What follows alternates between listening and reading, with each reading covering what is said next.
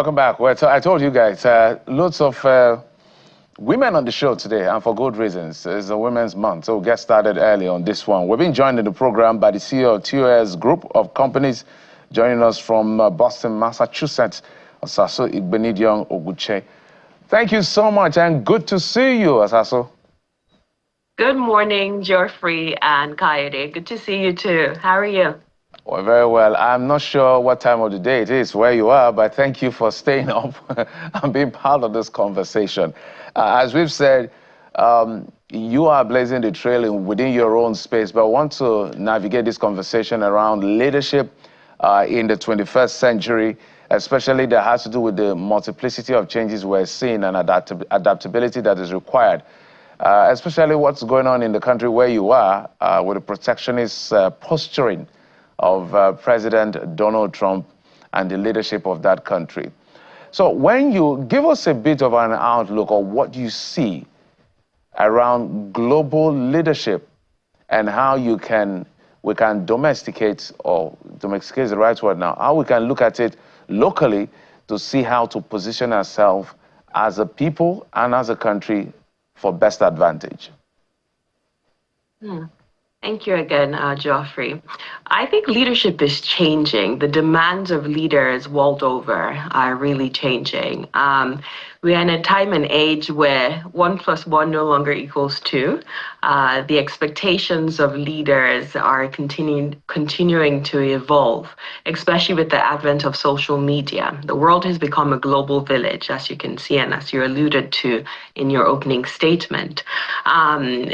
Speaking about the leadership in the country which I'm presently in, I think a lot of people didn't expect, the emergence, or should I say the re-emergence of President Donald Trump, given the fact that he's a convicted felon, given the fact that a lot of people were really disheartened by some of the policies that he implemented in his first tenure.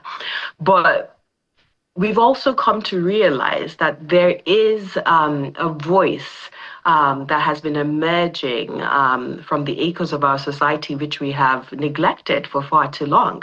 And they are speaking now, maybe not through social media and through the conventional means of communications, but through their votes, by going to the polls and determining that this is my outlook on life and this is my preference. And we are also going to see that worldwide. Even back home in Nigeria, we're going to see an emergence of, people, both young and old, who will start to communicate how they truly feel. And I think the wave is going to be truly unexpected, and it's going to come in one fell swoop. Well, we look forward to it as far as it'll do good for the nation and the continent at large. But I really need to get you to speak to a very thorny issue, and it concerns women in leadership positions. We just talked about dealing with stress, right? And she talked about it being a woman having its own layer of stress, right? And then you find yourself in an area where you're just very few. And I'm talking about the issue between the Senate President and Senator Natasha Akpoti-Uduaghan, for good reason, right? So she's someone in a leadership position. A lot of people look up to her. And then we see the conversation just spiral down into issues around sexual harassment and the rest. So I want you to draw from your own experience now as a media person. You've been across the world doing this, and perhaps being the woman in the room, sometimes the only woman in the room, maybe a few others. And I wonder, as a woman in leadership, as a woman in the media space, having to report women and other issues, do you see this as just another day in the office for women? And perhaps, do you see a change coming soon as a result of this? Thank you, Kaide. I can't speak specifically to Senator Natasha and Senate President Akpabio's issues. However, sexual harassment is a reality that a lot of women face, both internationally and back home in Nigeria.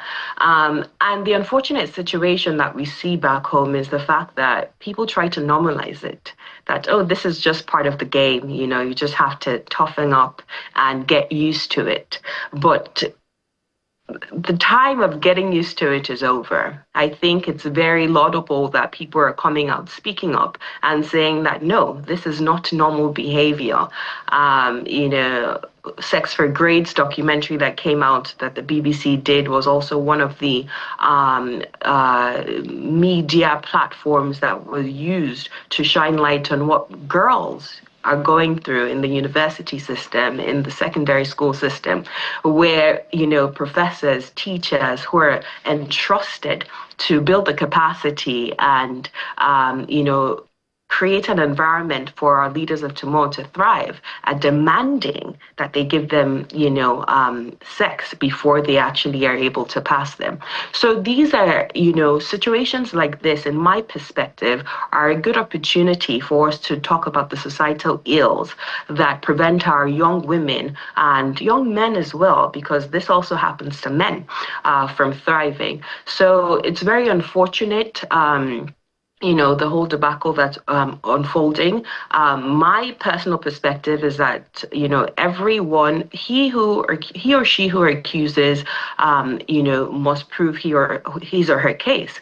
And everyone who is, part of the situation must submit themselves, to the Ethics and Privileges Committee, to be investigated, and let's see where that goes. But we should not trivialize issues of sexual harassment. It does a lot, to the psyche. It does a lot to the confidence, of the people involved. So it's very important that at all times we're creating a safe space, where people can participate confidently and ensure that at all times their skills are speaking more for them than anything else.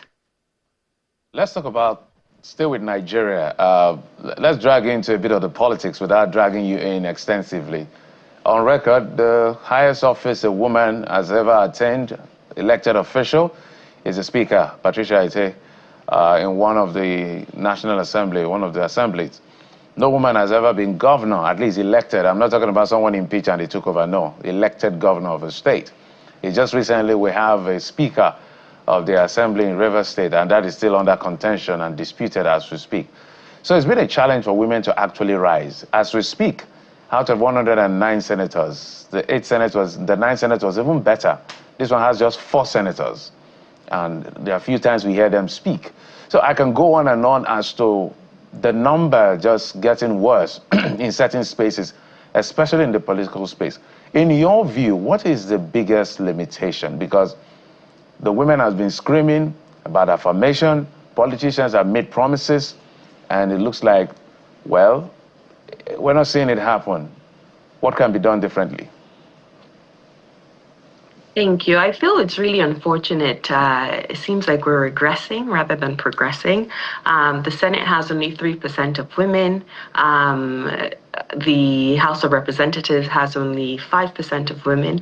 And this is even worse than the previous Senate and House of Representatives. So I think the major bone of contention here is the system. I tell people all the time that in Nigeria, we don't have necessarily a people problem. We have more of a system problem, right? And yes, it's true, the people make up the system. But in order to fix the system and in order for women to thrive, they must be able to go into the system to fix the system. And when we look at how these women even emerged, there was a situation, as I said, I don't really want to go into most of this, but there was a situation where, for some women, they were beat up. Their supporters, were locked out of the polling station when it was the day to vote. And not a lot of people have the desire to want to participate in a system that they know will take so much energy, mentally, physically, emotionally. The last person that you interviewed, Dr. Tolu Lokpe, was talking about stress. It begs the question, is it worth it? Is this stress that you have to go through, just to lead people, and especially when you want to lead them, from a place of genuine passion and desire to see change, to bring about change change in their lives. You know, you start to ask yourself, you know, me being, you know, maligned in the media, you know, me being harassed physically, and, you know, going through all of this different hardships, is it really worth it? So I think these are some of the barriers to entry for women in politics. The fact that the system is broken and it needs to be fixed. But unfortunately, it takes more women getting into this broken system to fix it. All right, so in closing, tell us, what are you doing within your space to make sure that you enhance the voice of women especially? Because I've constantly said that maybe in the nearest future we should have one of these big parties, because that's the biggest chance women have, in my view. Throw up a woman as a flag bearer, and let's see how it goes. Men have brought us here. Let's see whether women can rescue us from where we are. Yes. Well, for me personally, as the Chief Executive Officer of TOS Group of Companies, I personally ensure that any table I'm on, we have equal, if not more, representation of women than men. I personally do this because right now we live in an unequal society where in boardrooms, in meetings, wherever you are, the numbers are typically skewed to the advantage of men. So I take that as a personal challenge in all my businesses. Specifically at TOS Foundation, we have the executive director who's a woman, and most of our programs are focused on the empowerment of women and girls across the nation.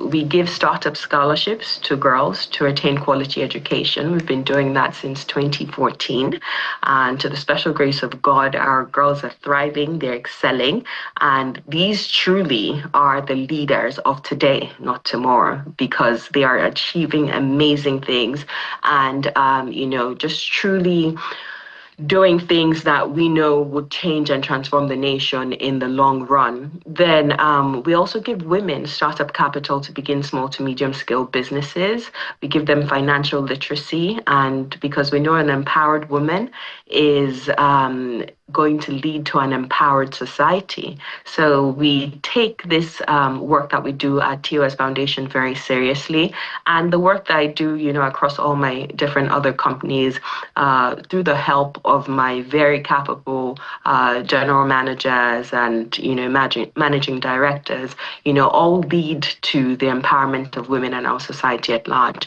And I believe making a conscious effort for every leader out there who's listening to empower women, to put them in leadership positions, to give them the opportunity to showcase their capacity is very important, because Nigeria cannot develop without the help of the female folks. So like for one of time, yeah, absolutely, your points are great, and we appreciate what you're doing.